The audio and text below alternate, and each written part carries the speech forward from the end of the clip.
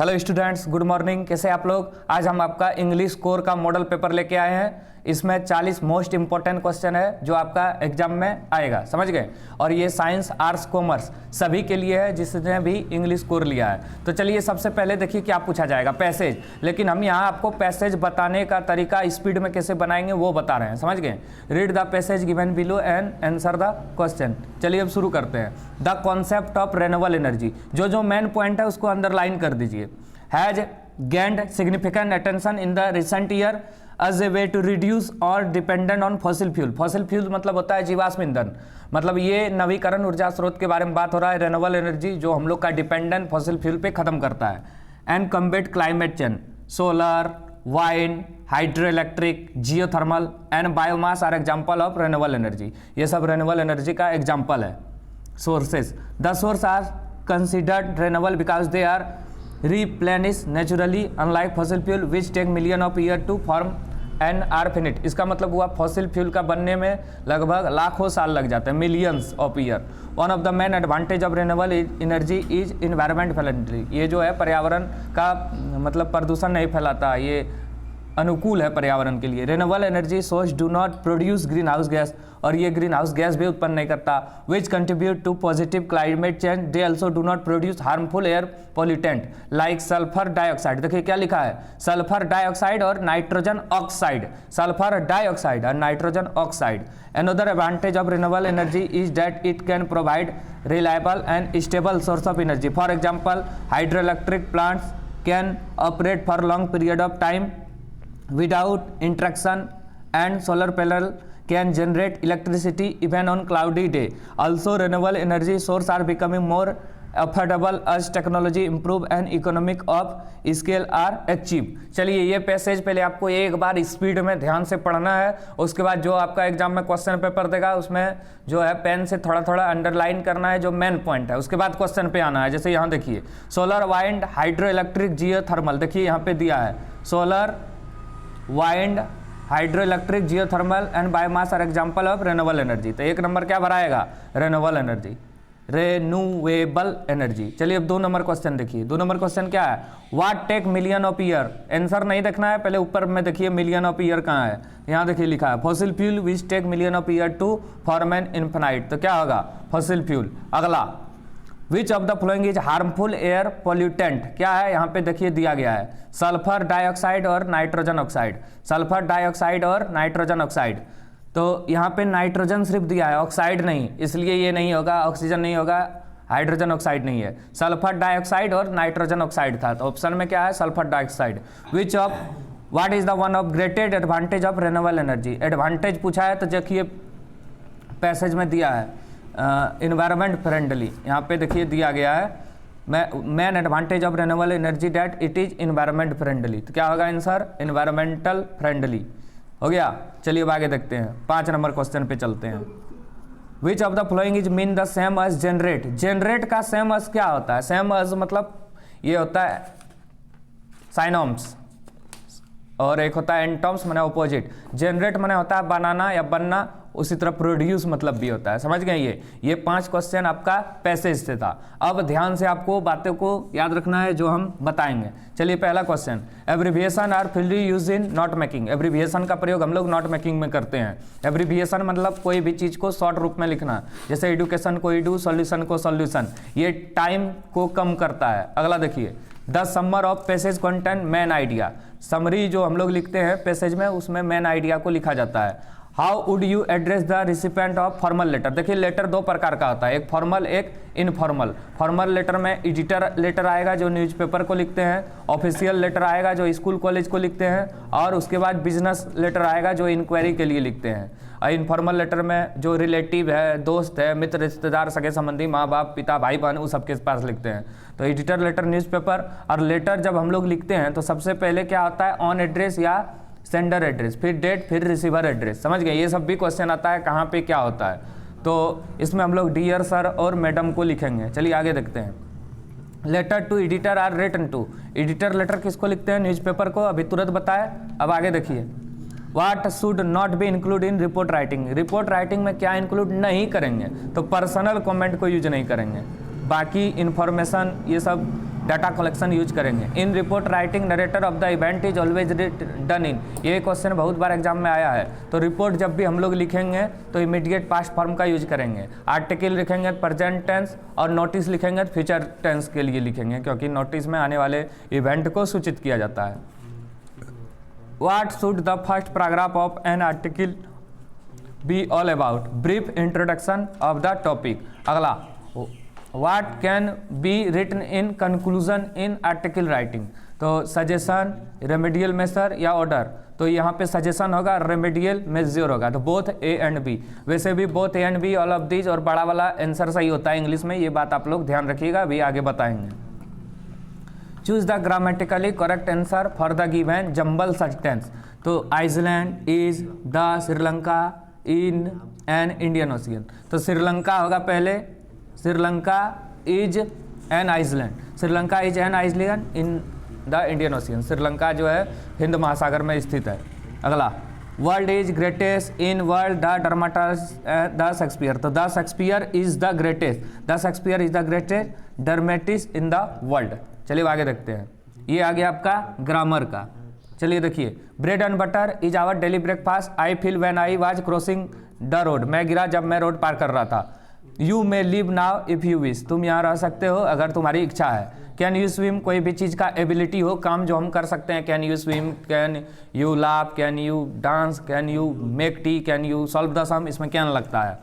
The big girl, अब book का आ गया। The big girl in the poem a photograph refer to poet's mother and hers two cousin, poet's mother and her two cousin. तो यहाँ पे दिया नहीं है तो दोनों था इसमें, तो पोएट्स मदर होगा यहाँ। ये फोटोग्राफ का है, इसको सरली टुलसन लिखा है। चलिए आगे देखते हैं। Which month of the year has been mention in the poem the laburnum top. इसमें किस महीना का बात हुआ है? तो सितंबर महीना का बात हुआ है। September, yellow September, afternoon. In the poem the voice of rain which of the following is personify, rain के बारे में बात किया गया है या शावर के बारे में। और the voice of rain what Whitman लिखा है और द लबरनम टॉप टेड हक्स लिखा है। ये सब भी क्वेश्चन आता है, कौन कहानी कौन कविता किसने लिखा है। One can find once lost childhood in the face of child according to the poet father to son who speak like stranger father and son. Why did the author's grandmother accompany to his school? Because it was attached to the temple. मतलब लेखक जो है, लेखक की दादी जो है लेखक को स्कूल इसलिए पहुंचाता था क्योंकि स्कूल जो है मंदिर के बगल में था। The grand mother of Khushwant Singh believe that education should be religious based. ये कहानी है the portrait of A lady का, जिसको खुशवंत सिंह लिखा है। चलिए आगे देखते हैं। How many year did Gordon Cook and his wife spend in honing their seafaring skill. तो 16 साल बिताया था ये, 16 year. Whose when Gordon Cook in Cape Town to tackle the south Indian ocean. Larry बिगिल जो कि अमेरिका का था, और हर्ब सीगल जो कि स्विट्जरलैंड का था। तो both A and B. The tomb of king Tut was discover by Howard Carter. आगे देखते हैं। The place where Egyptian king were buried is known as valley of king. गंधर्वराट गिटोर was a professor of history. Where did the author go to complete the kora? ये mount Kailash गया था। What did Lhamo give the author as farewell present?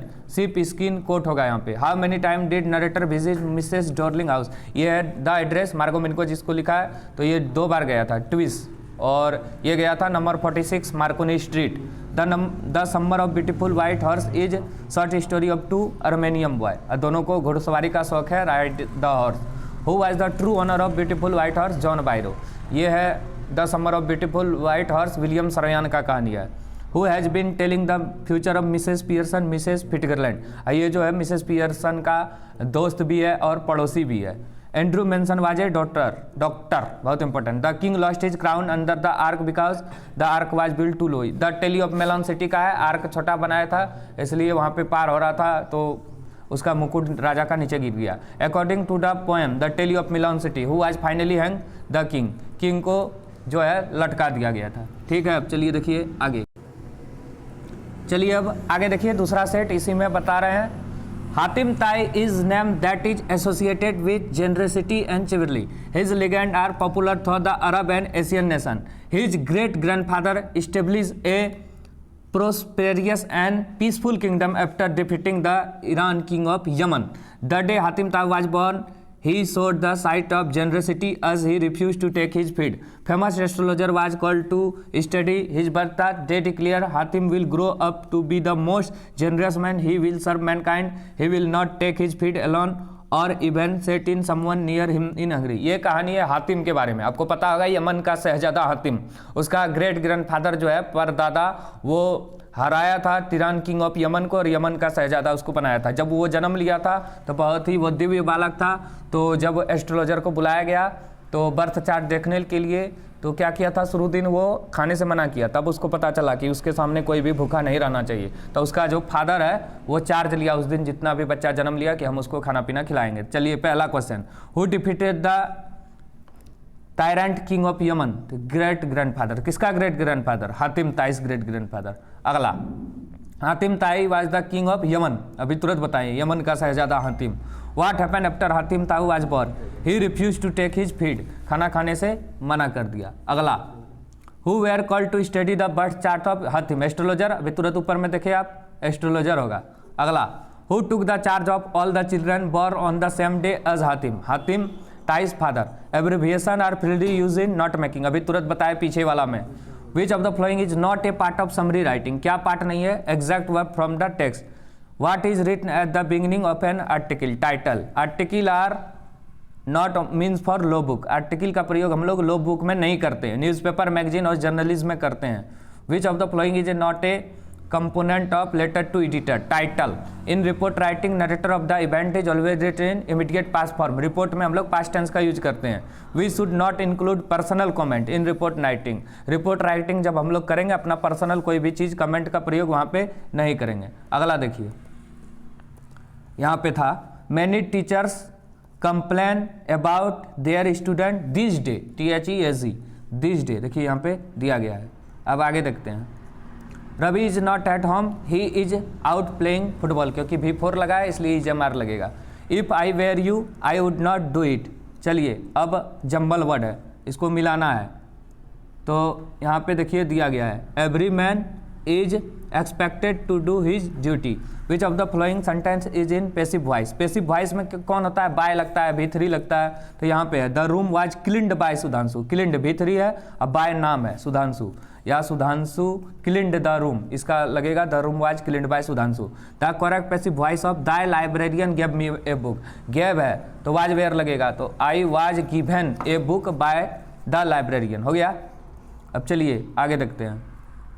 19 number, what were the children taught at the village school? क्या पढ़ाया गया? Prayer और alphabet दोनों होगा, ANC होगा। वैसे भी बोथ वाला सही होता है।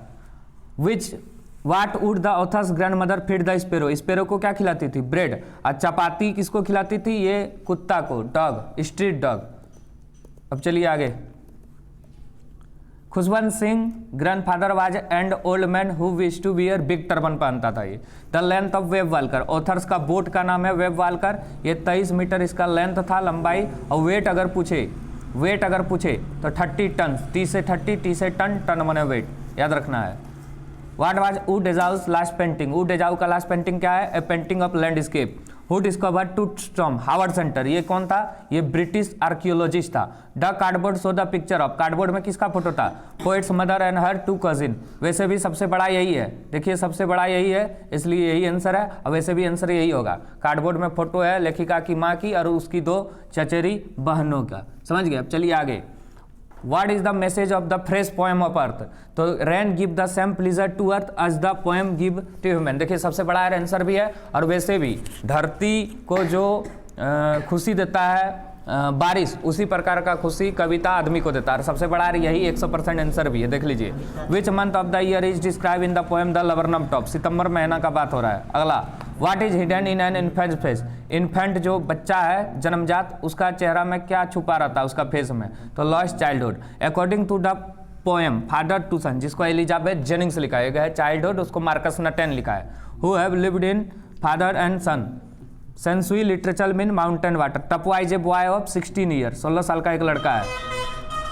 प्रोफेसर गिठोर extend Forbes building to meet his son. What did the narrator Nick Middleton meet Nehru? डरचन में। What was Murat's desire to ride a horse? The narrator, Doctor of Mrs. has visited the address number 46 Marconi Street. Where did Ranga go to study? Bangalore. Who was Einstein history teacher? Einstein का history teacher का नाम क्या है? मिस्टर Brown. Mrs Fitzgerald was strong and dominant, ये Mrs Pearson का जो है नाइट बोर है और फ्रेंड है।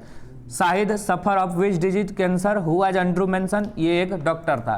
ठीक है, 80 क्वेश्चन हो गया आपका। इस वीडियो पे ध्यान से देखिए इसको। ठीक है, धन्यवाद।